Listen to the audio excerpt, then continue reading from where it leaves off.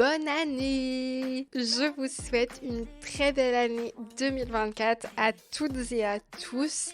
Je suis trop contente de vous retrouver pour ce premier épisode de l'année. Donc trop stylé, je suis hyper excitée.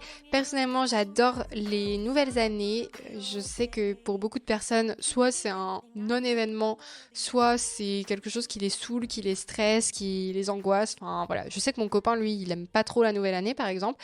Mais moi, j'aime bien. Je trouve que c'est une nouvelle page. J'aime bien l'idée de...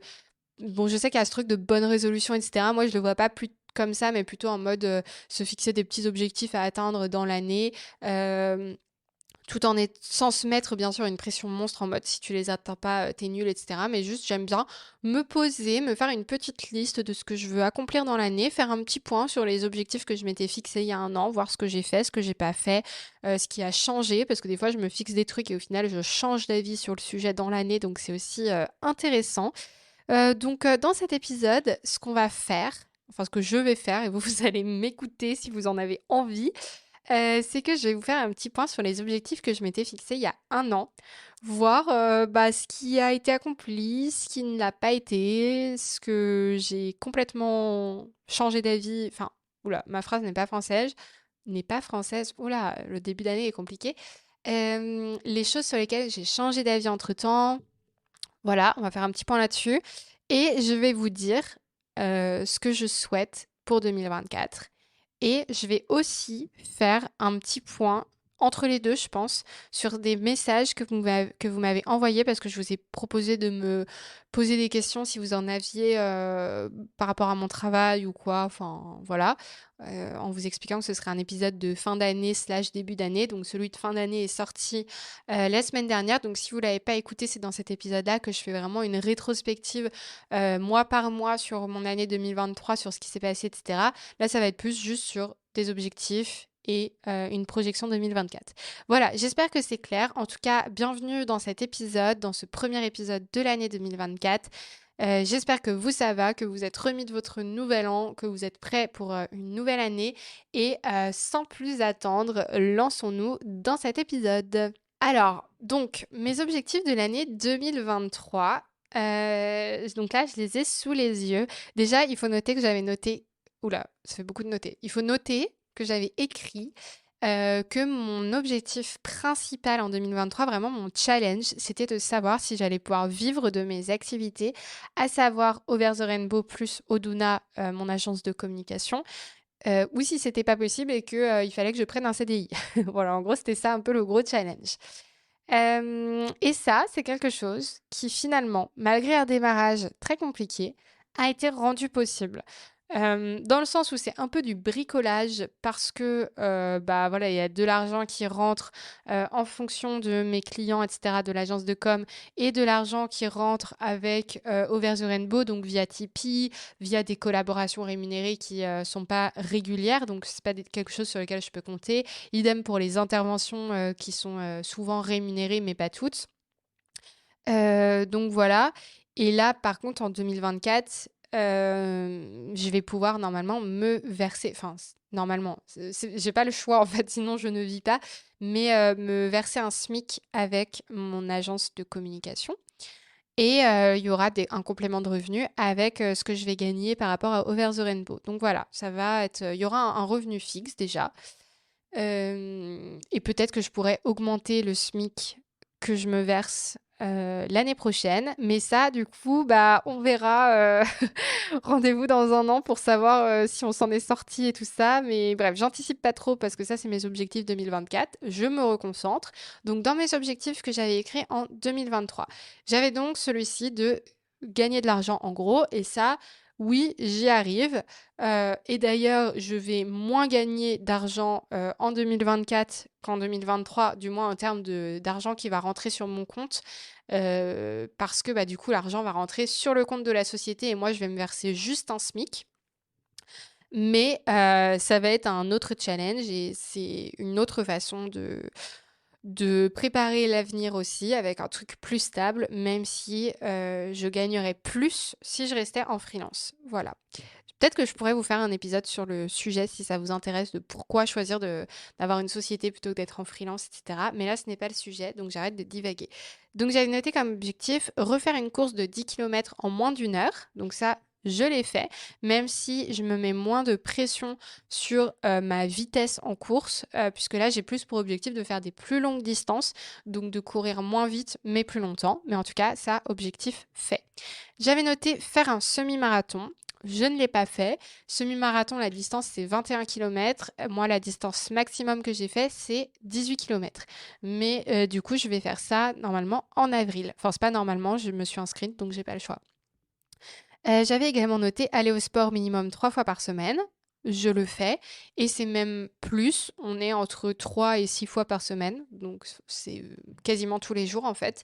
Même si ça arrive qu'il y ait des semaines où c'est pas possible d'aller faire du sport et pareil, je me flagelle pas. Si je suis dans un moment de rush, etc., et que vraiment j'ai pas le choix, je n'y vais pas. Mais j'essaie de me forcer à y aller parce que sinon je pète un câble en fait, tout simplement. Donc ça, c'est accompli. Être diplômé, c'est bon. Réussir le diplôme universitaire en santé sexuelle, c'est bon. Finir mon mémoire, c'est bon. Atteindre 40 000 abonnés, c'est bon et du coup de justesse parce que en fait, petite précision, je ne sais pas si quand j'ai écrit 40 000 abonnés, je voulais dire 40 000 abonnés en tout sur toute plateforme confondue ou juste sur Instagram. Parce que ça me semblait un peu ambitieux de mettre 40 000 abonnés juste sur Instagram, mais peut-être que j'ai été très ambitieuse il y a un an. Mais en tout cas, j'ai réussi puisque j'ai passé la barre des 40 000 abonnés en décembre. Donc, on peut cocher. Développer la chaîne YouTube, une vidéo par semaine. Alors j'avais mis un point d'interrogation à ce truc-là et j'ai bien fait d'en mettre un puisque bah, c'est pas quelque chose que j'ai réussi. J'avais commencé à le faire en début d'année. Après, j'ai compris que ça servait pas forcément à grand-chose. Et même si j'aime YouTube et que je continuerai de poster des vidéos de temps en temps, je sais que c'est pas mon fort, c'est pas là que je suis la meilleure, ou en tout cas, c'est pas là que ma communauté est pour l'instant. Donc, il vaut mieux que j'essaie de me concentrer sur ce que je maîtrise, à savoir Instagram slash TikTok, même si j'aime pas trop TikTok. Mais YouTube, bon, c'est un peu compliqué pour l'instant. J'ai du mal à faire décoller ça, mais ça a le mérite d'exister. Faire d'autres conférences, au moins 5, oui, largement. J'ai fait plein d'interventions cette année. Je sais pas combien, mais j'en ai fait beaucoup. Reprendre le podcast, oui, ça, je suis contente. En plus des épisodes entre cops, du coup, j'ai repris un rythme avec un épisode de podcast par semaine, donc ravie. Faire un podcast en lien avec le livre, eh bien ça aussi je peux le cocher, puisque comme je viens de le dire, il y a eu Entre Cops, donc ça je suis trop contente de l'avoir fait. Sortir mon livre, on peut cocher, ça c'est bon, c'est fait. Trouver 3 clients réguliers en community management, donc ça c'est côté agence. Eh bien oui, je l'ai fait puisque là, à la fin de l'année, j'avais combien de clients réguliers? Donc Jo, Bambou, Iki, Noir au Naturel. Ouais, j'en avais 4 qui étaient vraiment réguliers et d'autres qui commençaient à se rajouter. Faire un autre road trip, oui. Faire un post toutes les 2 semaines sur LinkedIn, non. J'ai essayé d'en faire plus, mais je suis un peu nulle sur LinkedIn. Courir une fois par semaine, non. À certains moments de l'année, oui, mais j'avoue que moi, je suis un peu... Vraiment, le temps a raison de ma motivation souvent. Donc, quand il pleut, qu'il fait nuit à 16 h, j'avoue que là, je suis pas top top. D'ici la fin de l'année, gagner au moins un SMIC par mois, oui. Mais du coup, là, ma belle, on va retourner au SMIC en janvier. Continuer une vidéo par jour, eh bien du coup, non, j'ai arrêté en cours de route. Là, typiquement, vous voyez, je m'étais fixé cet objectif en mode ça, c'est un truc qui va m'aider à faire décoller mon compte Insta et tout. Et au final, en mars-avril, je me suis rendu compte que ça marchait pas. Et du coup, j'ai changé de stratégie et j'ai bien fait. Donc voilà, la preuve que des fois, c'est pas forcément un échec de pas cocher un objectif parce que juste on s'est rendu compte qu'on s'était trompé sur cet objectif. Ok. Alors, après avoir fait un petit point sur ces objectifs 2023, je vais en profiter pour répondre à certaines questions que vous m'avez posées sur, bah voilà, sur ce que je fais. Alors, il y a quelqu'un qui m'a demandé en tant que femme comment tu vis la visibilité sur les réseaux et sa violence vu les sujets abordés. Je le vis pas mal.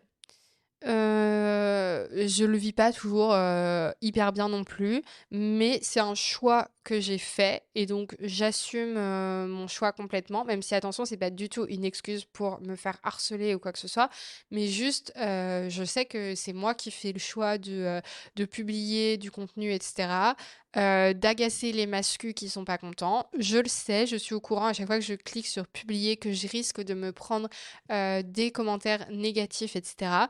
Et après, c'est à moi de moduler, mon activité selon mon état de santé mentale. Les moments où je me sens pas bien et où j'ai trop de messages de haine et bah, je fais une petite pause. Hem J'ai la chance que, Over the Rainbow, ce soit pas, mon activité principale.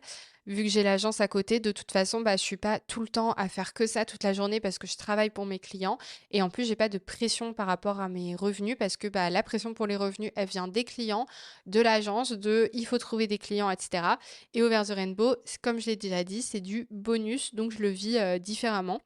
Et après, certes, j'ai une certaine visibilité, en ayant plus de 40 000 abonnés sur Instagram, mais je me considère pas du tout comme une star, hein. On va se calmer.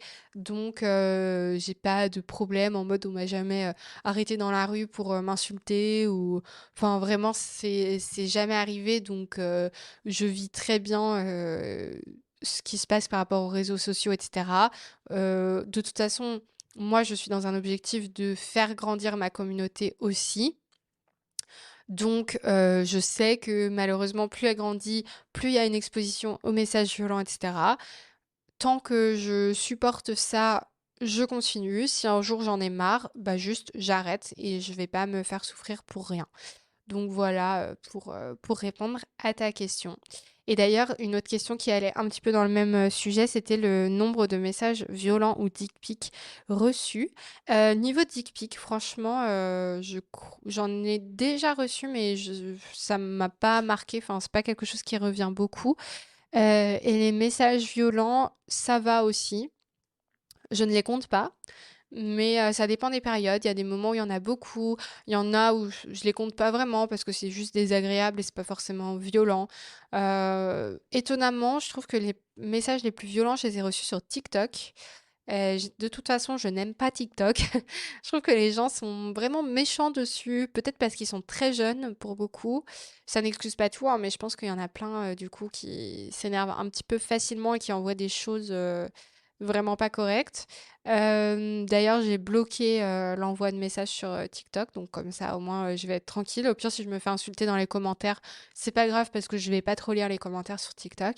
Et après, sinon, sur Insta, ça va. Je l'ai déjà dit, hein, sur les trucs de pureté militante et tout, je vous renverrai à ces épisodes, mais souvent les messages les plus violents que j'ai reçus, en fait, venaient de la part de femmes et souvent même de militantes. Donc voilà, comme quoi, c'est pas forcément les masculins les pires, en tout cas, pas dans mon cas. Donc ça va, je vis, assez bien tout ça, en tout cas pour l'instant. On verra dans un an où j'en suis, par rapport à ça. Ensuite, il y a quelqu'un qui m'a dit: «Aucune question, juste bravo et merci pour tes contenus, une de mes belles découvertes cette année». Merci beaucoup, beaucoup, beaucoup. Je ne sais pas si tu écouteras cet épisode, mais d'une manière générale, je voulais en profiter pour remercier toutes les personnes qui m'envoient des messages super gentils, qui me remercient, qui disent qu'elles aiment ce que je fais et cetera. Ça a une valeur inestimable à mes yeux, donc merci infiniment et n'hésitez pas, vous aussi à le faire, je dis pas forcément, pour moi, mais même pour, les personnes que vous suivez, notamment les personnes militantes. C'est compliqué de faire ça, on se prend plein de messages désagréables, c'est dur d'être confronté tout le temps aux actualités hyper négatives et tout ça. Donc si vous pouvez envoyer un petit peu de love gratuitement comme ça à des gens dont vous aimez le travail, bah faites-le. Ça peut être une résolution de l'année de temps en temps de faire ça. Ça fait vraiment plaisir, merci. Quelqu'un qui me pose une question un peu plus technique, comment tu fais pour engager ta communauté et quels sont tes meilleurs canaux d'acquisition? Alors comment je fais pour engager ma communauté? Et bah, j'essaie toujours de voir ce qui leur plaît ou ce qui leur plaît pas. Et du coup, bah, j'ajuste mon contenu en fonction. Après, il y a des fois des trucs que je publie quand même, même si je sais que ça va pas forcément marcher, mais juste parce que pour moi, c'est important et l'objectif, c'est pas que de faire des posts, qui marchent hyper bien et qui vont me ramener du monde sur mon compte et tout ça. Je suis pas dans cet objectif-là, même si bien sûr quand ça arrive, c'est très cool. Mais des fois, voilà, quand j'ai un truc, où je sais que ça va pas forcément marcher, mais si ça a informé quand même des gens, bah, j'ai rempli, mon objectif. Et ce qui marche beaucoup, hein, vraiment, c'est, les reels. Ça marche très bien, ça ramène beaucoup de monde sur mon compte. De toute façon, là, je le vois bien depuis que je fais des reels, en lien avec l'actualité, bah, ça me ramène beaucoup plus de monde parce qu'on peut plus, en fait, découvrir le compte. Mais, de mon côté, les carousels marchent aussi, très bien. Je pense que c'est parce que j'ai une super communauté qui est au taquet et qui repartage beaucoup, mais du coup, bah, ça marche. Donc voilà, du coup, meilleur canaux d'acquisition, je sais pas si vraiment ça répond à tes questions, mais pour moi, ce serait les Reels, très efficaces, mais à condition de bien les faire parce que, bah, encore une fois, au début de l'année, j'ai fait beaucoup, beaucoup de Reels, mais ils n'étaient pas forcément bien faits, et du coup, bah, ça marchait pas du tout. Et surtout, globalement, du coup, ça va avec, mais il faut comprendre ce que les gens qui nous suivent veulent et leur donner ce qu'ils veulent. Tout en restant bien sûr aligné avec ses valeurs et avec le contenu qu'on a envie de faire, pas faire du putaclic ou des trucs comme ça. Mais il faut oser, quand même faire des choses où on sait qu'on va trouver il faut trouver une bonne accroche, il faut trouver un joli visuel qui nous distingue des autres et cetera. Et ben, moi, c'est ce que j'essaie de faire et bah, force est de constater que ça fonctionne, assez bien. En tout cas, j'ai des bons retours dessus, donc je suis satisfaite. Et un dernier message avant de passer à la suite, quelqu'un qui m'a dit: «Tu es une vraie source d'inspiration». Déjà, merci. Je trouve ça fou que des gens me disent ça, donc merci beaucoup, beaucoup. Alors moi, je suis curieuse de savoir comment tu as fait pour garder ta motivation depuis 2020 et aussi comment tu arrives à jongler entre ce projet et le reste? Merci.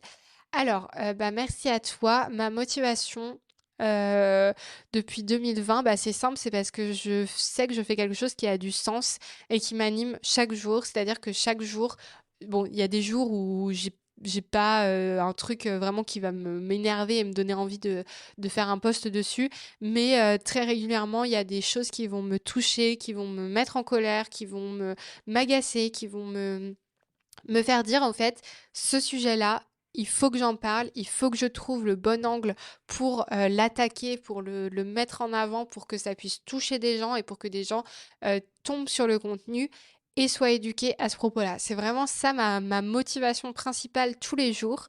Donc ça, c'est vraiment principalement pour Instagram et après pour le podcast, ma motivation, ça va être plus, bah, de pouvoir donner la parole à des personnes qui l'ont pas forcément, de pouvoir les mettre en valeur, de faire en sorte qu'elles se sentent, bien et qu'elles se sentent, valorisées en venant, témoigner ici. Donc voilà ce que c'est ma motivation. C'est vraiment ça qui m'anime au quotidien et je me dis que tant que j'aurai cette petite flamme en moi qui me donne envie bah, de sensibiliser, de faire changer les choses, à ma manière, bah, dans ces cas-là, je continuerai et le jour où j'aurai plus envie et où ça deviendra une corvée de faire ce que je fais et bah, je le ferai plus. Parce que c'est sûr qu'il faut être motivé, hein, parce que tu fais ça, des fois à pas d'heure, le matin ou le soir, genre sur ta pause déj, tu fais ça, à tout moment, tu te prends en plus des messages désagréables. Enfin franchement, quand tu es militant sur internet, faut avoir le cœur bien accroché. Mais pour moi, tant que ça a un sens, je continuerai à le faire. Et sur comment je fais pour, jongler entre ce projet et le reste, bah, en fait, j'ai toujours jonglé avec Over the Rainbow et le reste parce que j'ai commencé Over the Rainbow, à la fac, donc en dernière année de fac, donc j'avais énormément de travail et le temps libre que j'avais, je le consacrais à ce projet-là. Ensuite, j'ai enchaîné avec le master où pareil, il y a eu des périodes qui étaient vraiment trop intenses pour que je puisse me consacrer pleinement à Over the Rainbow. Donc j'ai toujours jaugé en fait. C'est-à-dire que mes études passaient toujours avant Over the Rainbow, mais que je m'organisais, même si ça signifiait avoir des journées hyper longues, même si ça signifiait aux pauses ou pendant le repas d'écrire un post vite fait et de peut-être pas forcément passer autant de temps dehors ou quoi, bah, juste je le faisais parce que pour moi, c'était pas une contrainte, c'était vraiment quelque chose qui me passionnait Et donc ça m'a permis quand même de toujours, maintenir un lien avec, Over the Rainbow et de jamais, tout laisser tomber. Mais par contre, j'ai toujours fait des concessions où par exemple, bah, pendant le master, il y a jamais eu de régularité sur le podcast parce que c'était pas possible, j'y arrivais pas. Parce qu'en plus à côté, je travaillais sur mon livre et cetera, qu'il y avait le mémoire, enfin du coup, bah, je pense que le secret, c'est surtout de jongler et de réussir à voir ce qui est la priorité et de faire passer les choses en priorité, sur certains sujets et de garder son temps libre pour faire ça et ne pas le voir du coup comme une punition parce que si on le voit comme si pour moi Over the Rainbow c'était une punition, je pourrais pas du tout passer mes week-ends dessus, passer mes soirées dessus. Et je dis pas que je l'ai fait, que je passe tous mes week-ends et toutes mes soirées, mais juste des fois il y a besoin que je passe du temps dessus et je le fais avec plaisir.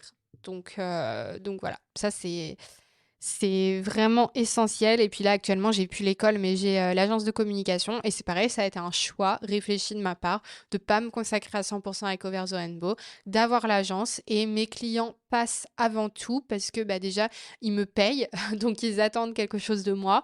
Donc il faut que je leur fournisse un travail bien. Et je suis très perfectionniste, donc le travail, je veux pas juste qu'il soit bien, je veux que ce soit parfait, que ça leur convienne parfaitement, qu'il y ait des résultats, que moi, du coup, je fais des posts pour leurs réseaux sociaux, donc que leurs posts fonctionnent, que leur marque fonctionne, qu'ils vendent des produits, que...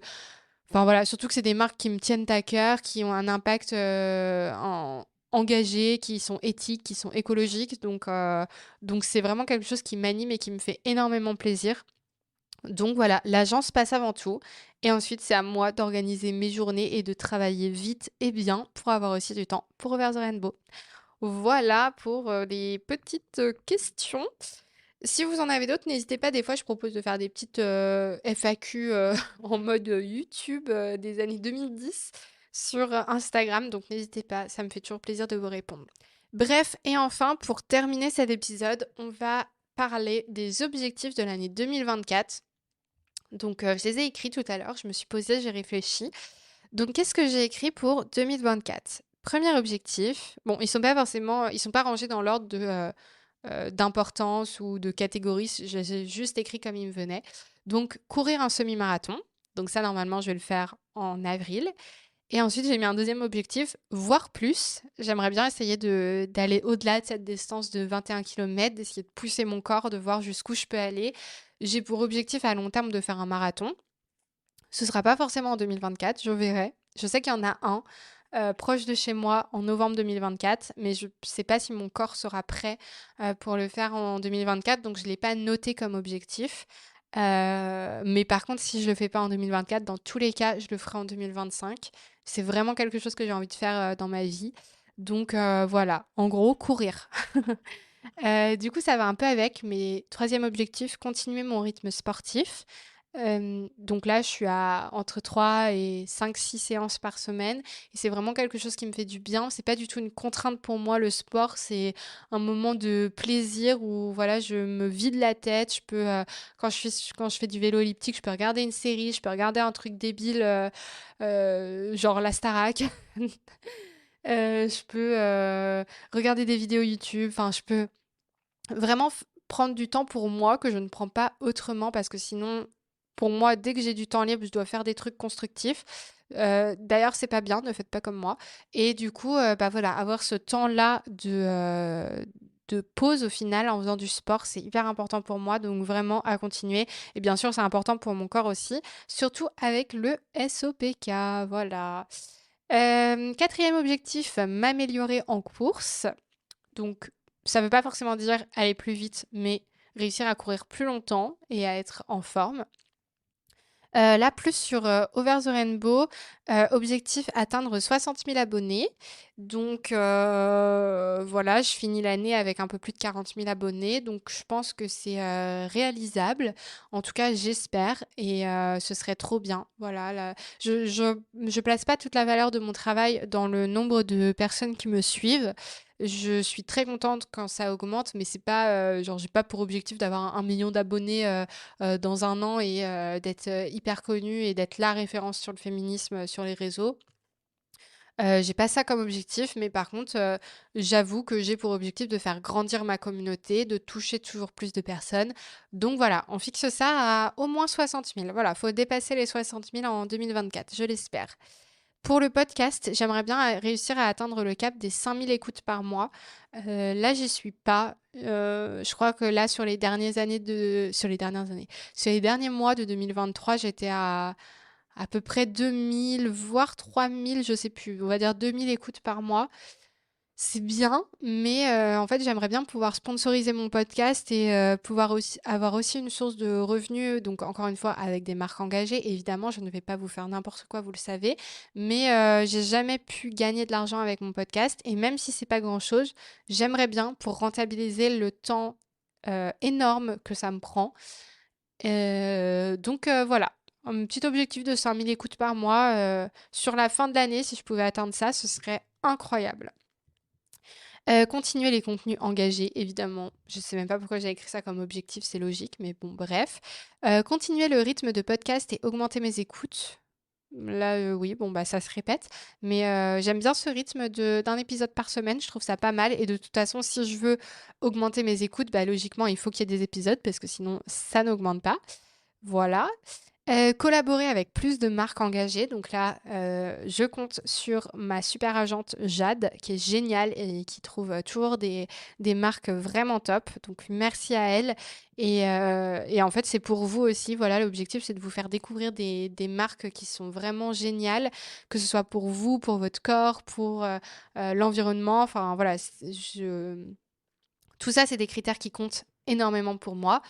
Et voilà, pouvoir continuer à collaborer avec des marques cool et pouvoir du coup avoir un complément de revenus qui me permette de rentabiliser un petit peu tout le temps que je dédie à Over the Rainbow, c'est très important. Garder mes clients pour l'agence, je l'espère. Les clients que j'ai actuellement, je les aime énormément. C'est tellement des choses qui me passionnent. J'espère du coup pouvoir les garder sur l'année 2024. Et bien sûr, autre objectif, en trouver d'autres. Parce que ça ne va pas suffire. Réussir à bien manager les stagiaires et leur faire passer un beau stage, bah oui, ça quand même, c'est un gros challenge, hein, d'avoir 2 stagiaires qui vont arriver, dans l'agence. C'est la première fois qu'on va travailler avec d'autres personnes que nous 2, avec mon copain.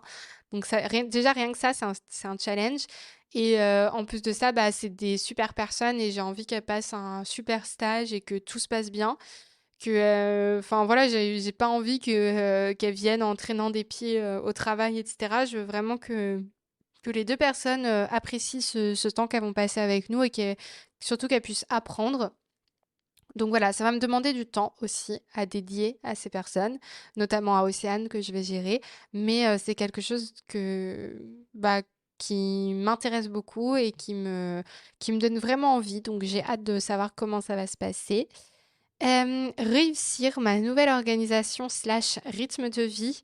Ouais, parce que là, du coup, bah, jusqu'ici, on travaillait à la maison avec mon copain, donc dans notre appart, ce qui est pratique pour tout un tas de sujets, beaucoup moins pour d'autres, notamment, bah voilà, vu qu'on est tout le temps chez nous, c'est parfois difficile de se motiver. L'appart est dans un bazar pas possible parce que déjà, on n'est pas organisé. Enfin, si, on est organisé sur certains trucs, mais pour ranger, je comprends pas ce qui se passe. Et du coup, bon, bah voilà, c'est un peu toujours le bazar. Notre appart, du coup, c'est notre lieu de travail aussi, donc ça mélange tout. Déjà qu'on est en couple et qu'on travaille ensemble, là, ça fait beaucoup. Et en plus, du coup, on sort moins de chez nous. Donc moi, j'avoue, je suis hyper casanière, donc ça me va. Mais je pense que ce serait bien pour ma santé mentale et physique d'aller tous les jours au travail comme les gens normaux et de rentrer chez moi sans travailler, ou du moins le moins possible. Là, je peux pas promettre. Pour que l'année se passe bien. Donc ça, c'est vraiment quelque chose que à la fois j'appréhende parce que je me dis: «On va perdre, 30 minutes de notre journée en trajet», mais en même temps, ça va, en fait, c'est ce que font tous les gens normaux et ça va nous permettre d'avoir une coupure entre, la maison et le travail. Donc voilà, affaire à suivre. On verra dans un an, ce que ça donne. Et du coup, l'objectif que j'ai mis après va avec ce sujet qui est mieux garder mon appartement rangé. Voilà, puisque je suis extrêmement bordélique, j'en mets partout, mon copain aussi, on n'arrive pas à ranger, on perd tout le temps nos affaires, enfin bon, c'est un enfer. Donc j'ose espérer qu'en ayant nos bureaux, et d'ailleurs du coup ça va un peu avec, il faut que nos bureaux restent rangés aussi, note à moi-même. Mais voilà, on verra. Bien sûr, réussir notre objectif de chiffre d'affaires, voilà, ça va être vraiment le challenge de 2024 et je ne vous cache pas l'angoisse de 2024 parce que, on a un business plan, il faut qu'on arrive à faire le chiffre d'affaires qui est prévu parce que si on le fait pas, on va être à perte en fait et c'est pas possible. Donc il faut qu'on ait suffisamment de clients, il faut qu'on gère bien notre argent. On a des charges maintenant, on a les locaux à payer, on a le comptable à payer, on a nos stagiaires à payer, on a moi à payer puisque je suis salariée de l'entreprise. Maxime va pas forcément se payer au tout départ pour qu'on voit un peu si on arrive à faire rentrer de l'argent. Mais voilà, ça vraiment, je vous avoue que c'est le gros objectif de 2024, c'est de s'en sortir financièrement et d'atteindre notre objectif de CA. Donc ça va être très stressant, ça va être très challengeant, mais je prie pour qu'on y arrive, vraiment. Ça, je manifeste l'univers et il faut qu'on y arrive. Faire un nouveau road trip, ça va, c'est c'est un petit peu plus cool comme objectif, c'est plus un souhait. Mais voilà, pouvoir partir sereinement en août en me disant que le chiffre d'affaires est plus ou moins assuré pour la fin de l'année et profiter d'un beau voyage en fonction de l'argent qu'on aura pu gagner, on verra où on partira. Mais l'avantage des road trips, c'est que ça nous coûte pas très très cher. Parce que du coup on dort dans notre voiture et voilà c'est un peu une vie roots comme dirait Black M, si vous avez la ref. Mais voilà, ce serait trop bien. Donc soit en France, soit plus loin, si on a plus d'argent pour partir plus loin. On verra. Objectif suivant, qui est plutôt un souhait aussi, hein. Pour moi, objectif, souhait, ça va un peu avec. C'est profiter de mes amis, profiter de mes proches d'une manière générale, profiter de ma famille, passer du temps avec eux, passer du temps de qualité surtout avec eux. C'est tellement, tellement important. Et là, je m'en suis rendu compte avec mes copines parce qu'on se voit moins qu'avant, puisqu'avant, on se voyait tous les jours à l'école. Mais du coup, les moments qu'on passe ensemble, tous les mois, sont vraiment géniaux parce que c'est vraiment du temps de qualité où on va être vraiment ensemble à fond, où moi, je vais pas être en train de bosser sur mon ordinateur à faire des trucs, etc. C'est vraiment des bons moments et ça, c'est quelque chose que je veux absolument garder. Et pareil pour quand je vois mes parents, mes beaux-parents, etc., de passer des bons moments avec tout le monde, même si on a des rythmes de vie très chargés, avec beaucoup de travail, etc., que quand on soit avec nos proches, on arrive aussi à avoir des moments où on ne travaille pas et où on est juste ensemble, quoi. Objectif très important. Alors là, j'ai mis un autre objectif. Je ne sais pas trop quoi en penser, mais j'ai écrit travailler sur un autre projet de livre.